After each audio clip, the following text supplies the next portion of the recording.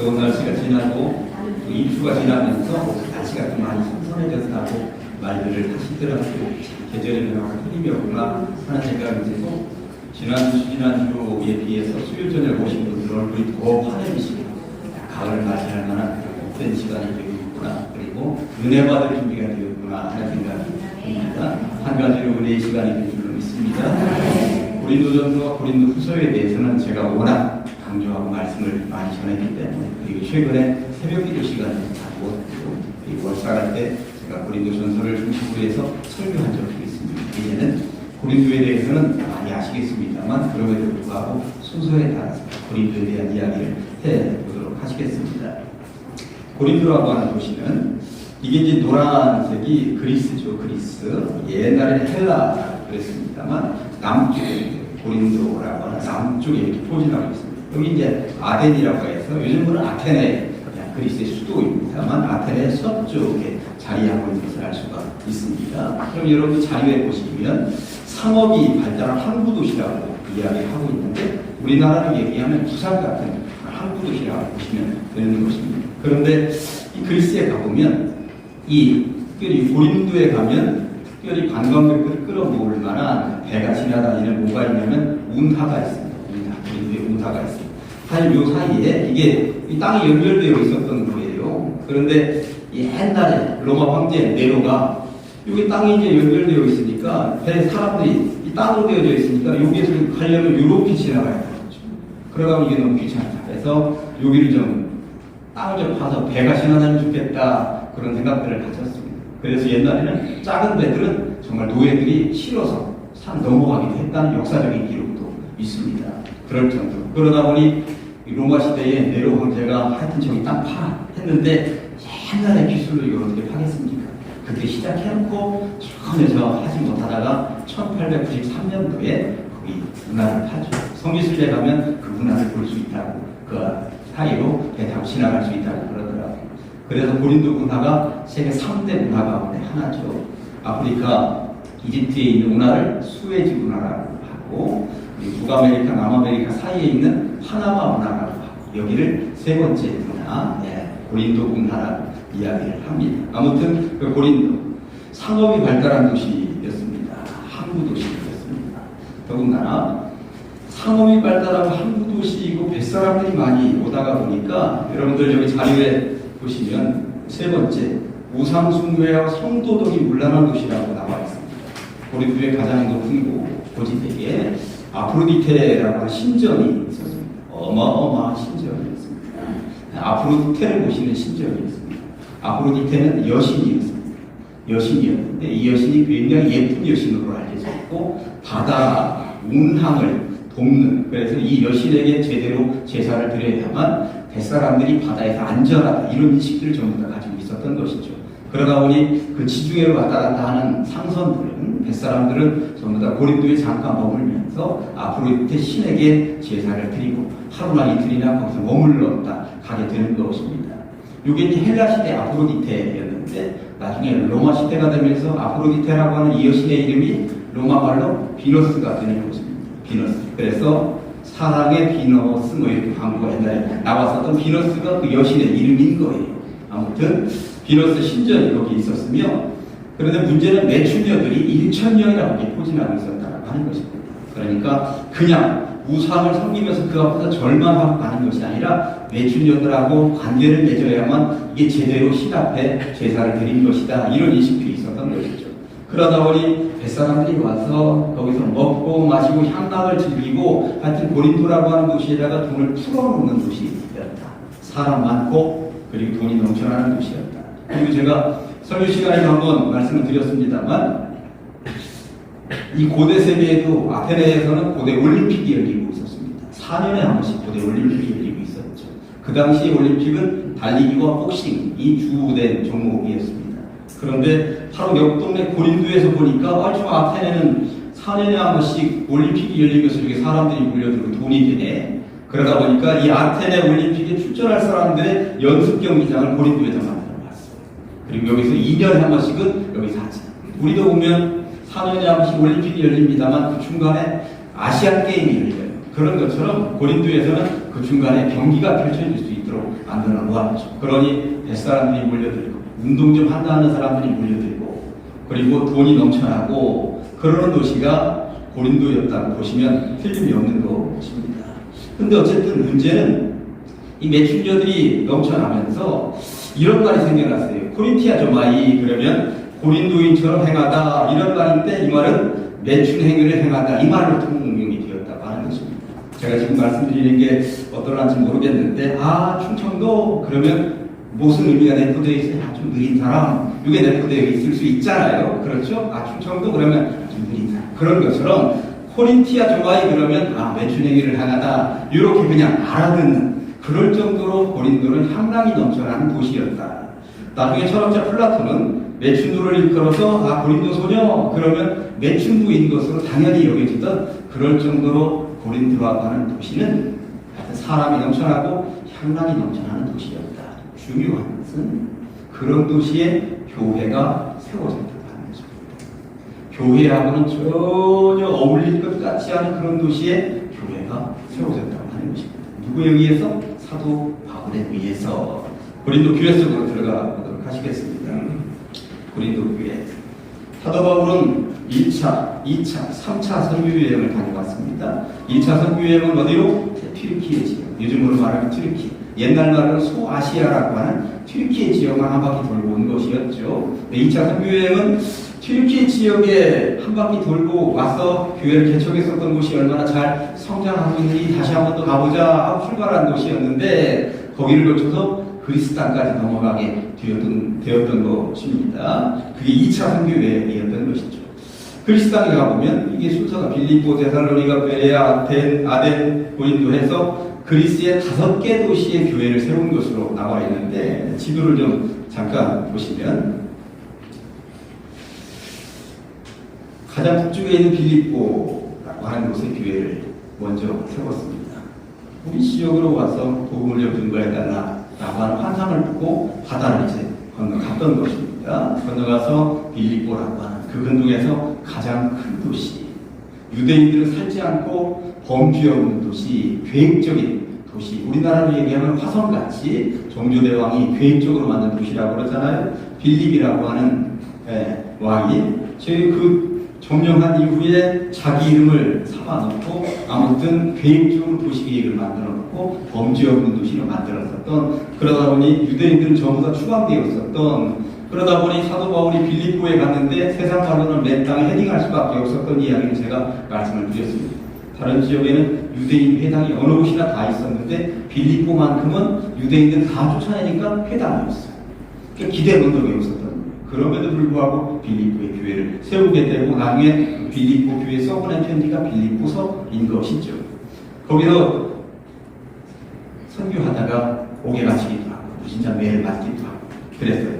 그 밑에 이제 데살로니가로 내려오고 베레아로 내려오게 되는데 데살로니가에서는 겨우 석주 설교하다가 유대인 회당은 있었으니까 쫓겨나고 베레아로 바로 밑에 있는 도시 베레아로 왔는데 데살로니가에 있었던 유대인들이 베레아 교회에 쫓아와가지고 그 베레아에서 쫓겨나는 것이죠. 멀리 배 타고 이제 아테네로 오게 되는데 베레아에서 급하게 오다가 보니까 다른 동료들 다 거기다 놨고 사도 바울 혼자 밑으로 아테네까지 내려오게 된 것입니다.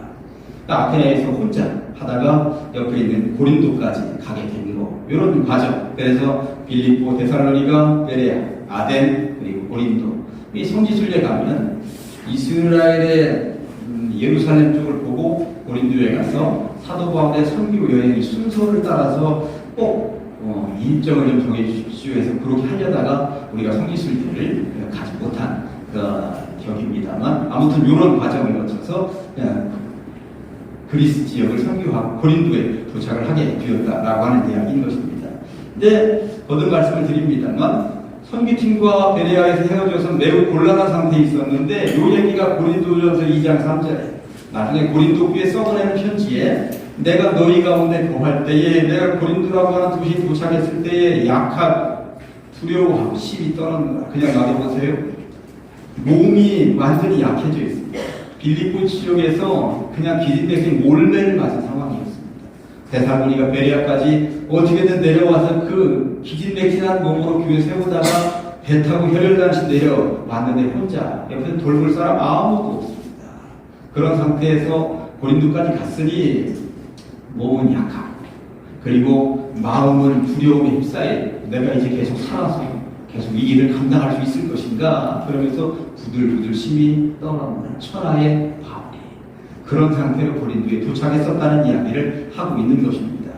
그런데 하나님은 참 하나님의 타이밍이라고 하는 것이 기가 막힌 것이, 고린도에 도착해서 누구를 만납니까? 아굴라와 브리스길라를 만난다라고 하는 것입니다. 아굴라와 브리스길라를 만나는 이야기는 제가 여러 차례 말씀을 드렸습니다만 복습하는 의미로 다시 한 번 더 말씀을 드리면, 아굴라와 브리스길라는 로마에서 살고 있었습니다. 로마에는 당시에 상당한 유대인들이 거기 몰려 살고 있었죠. 그런데 로마에도 복음이 들어갔습니다.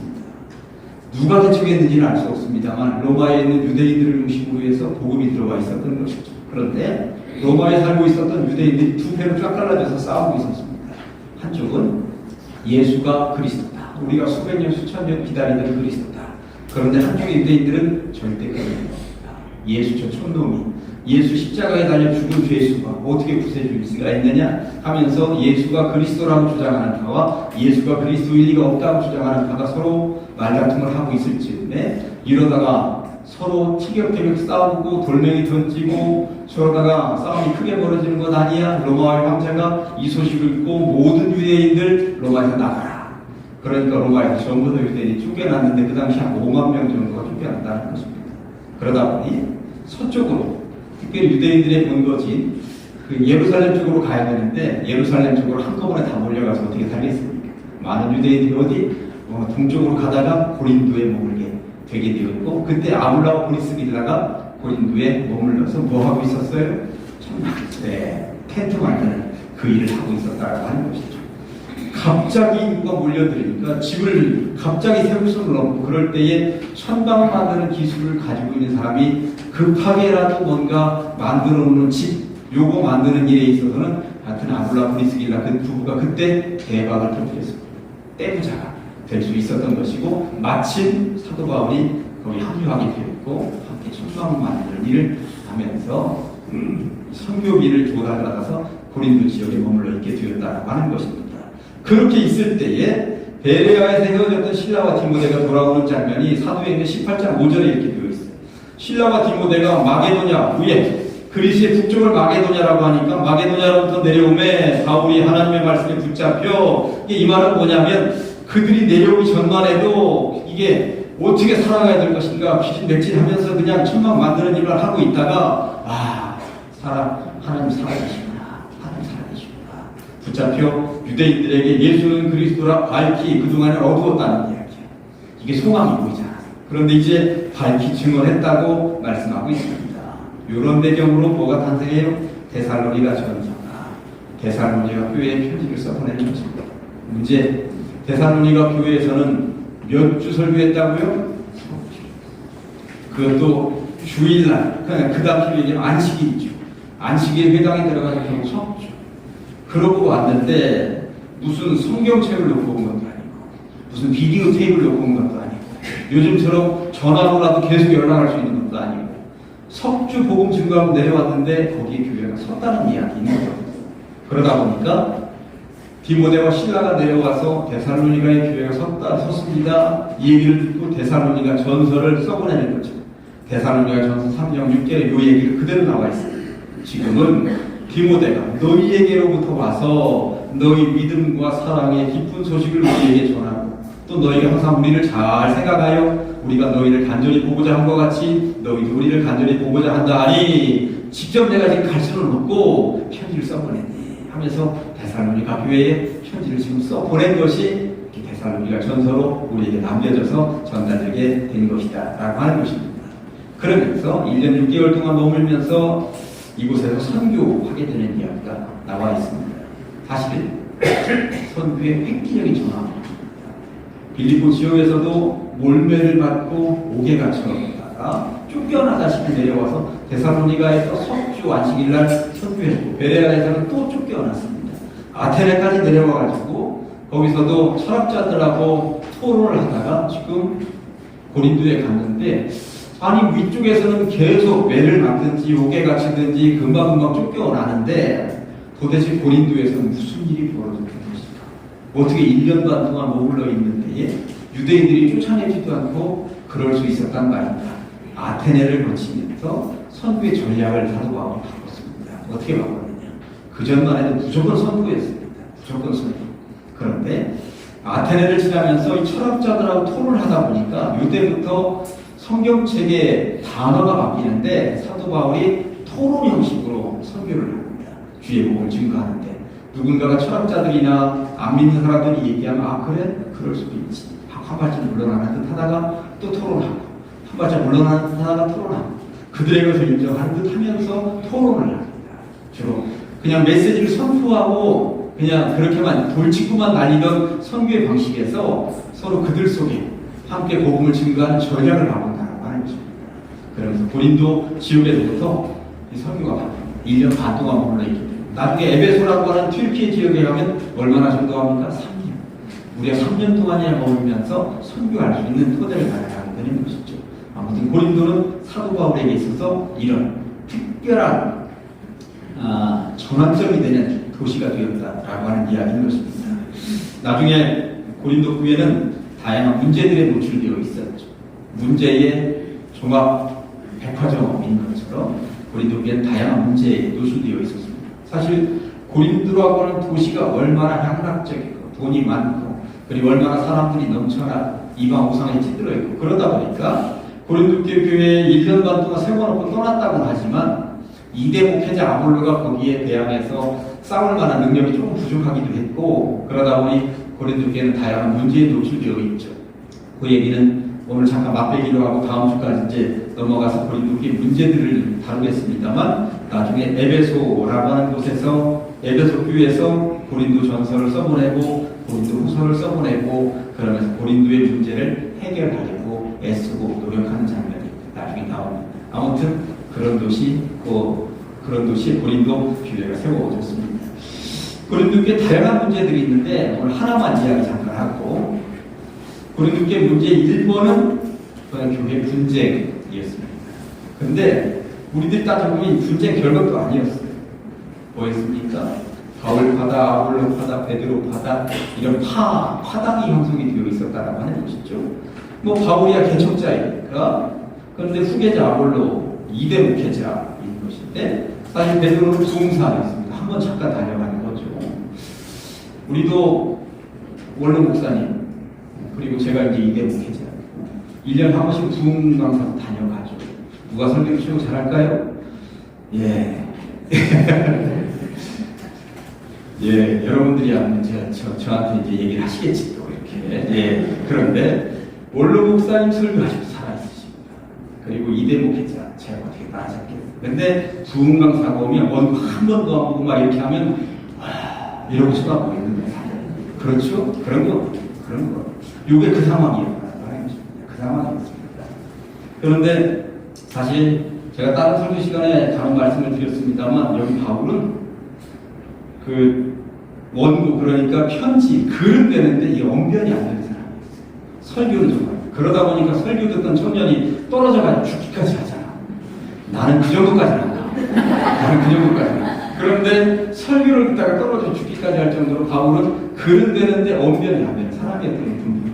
그런데 2대 목회자 아볼로는 당대 최고 언변을 그러니 언변에 있어서는 바울이 밀린다 소리가 들렸던 것은 사실입니다.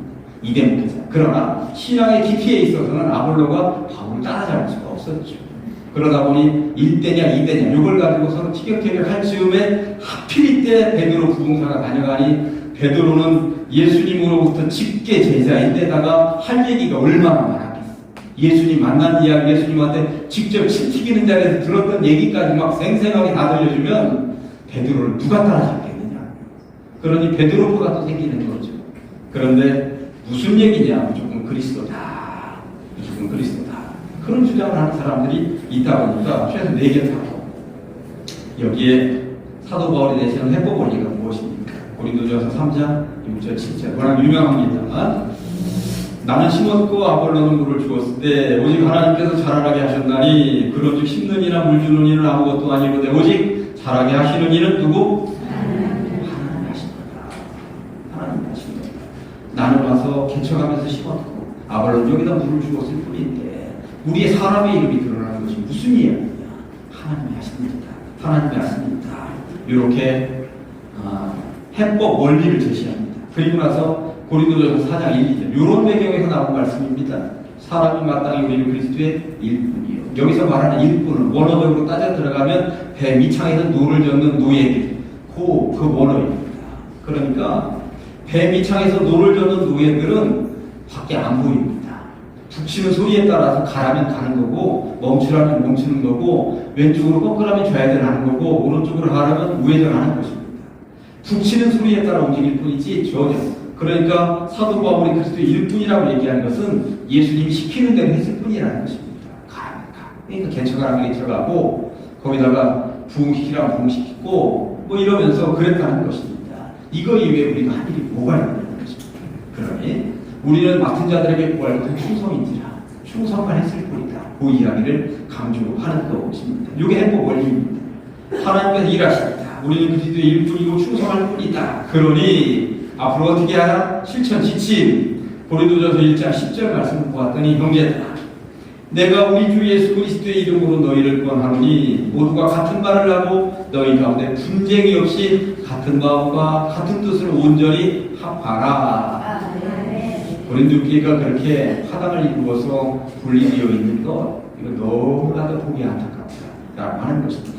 그러면서 같은 하나로 합하라고 요게 실천 지침처럼 사도 바울이 내세우는 것입니다. 저는 제가 이 교회 담임 목사라 그러는 게 아니라 우리 가장제일 교회 같은 교회를 얻는 것 같다는 생각이 듭니다. 연계 짓지 않고 딴 마음을 품지도 않습니다. 건축하는 일에도 한 마음이 되어서 어쩜 이렇게 참 인치 단계에서 나가는지 건축했었던 모든 교회들마다 아무튼 난리도 아니었습니다.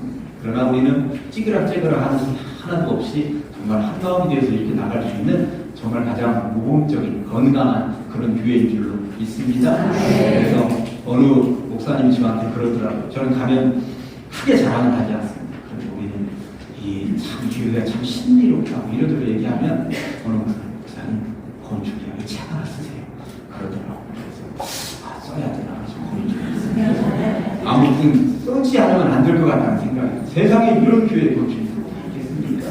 아무튼 한 마음이 돼서 이제까지는 그러했습니다만 정말 마무리할 때 잘 마무리하고 우리가 그 교회에 들어가서 입당하고 주님과 마음껏 교제하면서 예배하게 될 줄로 믿습니다. 자, 오늘 말씀 고린도전서 3장 6절과 7절 두 번 시작. 나는 심었고 아볼로는 물을 주었으되 오직 하나님께서 자라나게 하셨나니 그런즉 심는 이나 물 주는 이는 아무것도 아니는데 오직 자라게 하시는 이는 하나님뿐이니라. 나는 심었고 아볼로는 물을 주었으되 오직 하나님께서 자라나게 하셨나니 그런즉 심는 이나 물 주는 이는 아무것도 아니는데 오직 자라게 하시는 이는 하나님뿐이니라. 아멘. 기도하십니다. 하나님 감사합니다. 이 밤에 감사합니다. 고린도 교회를 통하여 우리 교회를 살펴보게 하시니 감사합니다. 정말 힘들고 어려운 상황 가운데 개척했지만 그 교회가 분열과 파당이 있었던 것을 안타깝게 여기면서 우리 교회가 건축하는 이 일에도 한마음이 되게 하셨으니 감사합니다. 흐트러지지 않게 하여 주시옵시고 좌로나 우로나 치우치지 않고 올곧게 서로 손잡고 이 좋은 행복의 여정 걸어가게 하여 주시옵소서. 맞대어드리며 감사하고 축복하며 예수님의 이름으로 기도합니다. 아멘.